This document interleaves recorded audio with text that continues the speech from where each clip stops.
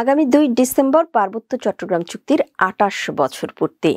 চুক্তির পূর্ণাঙ্গ বাস্তবায়ন সহ কয়েকটি দাবি তুলে সংবাদ সম্মেলন করেছে পার্বত্য চট্টগ্রাম জনসংহতি সমিতি কেন্দ্রীয় কমিটি। সকাল ১০টায় জেলা সদরের তেঁতুলতলা এলাকায় পার্টির নিজস্ব কার্যালয়ে এই আয়োজন করা হয়।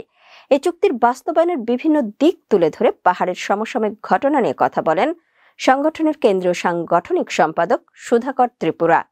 লিখিত বক্তব্যে তিনি বলেন, যেটা বলতে চাই, এটা যেহেতু চুক্তির ৭২টার দ্বারা পার্বত্য জেলা পরিষদ গুলা বলেন বা আঞ্চলিক পরিষদ বলেন, সেটা এই চুক্তির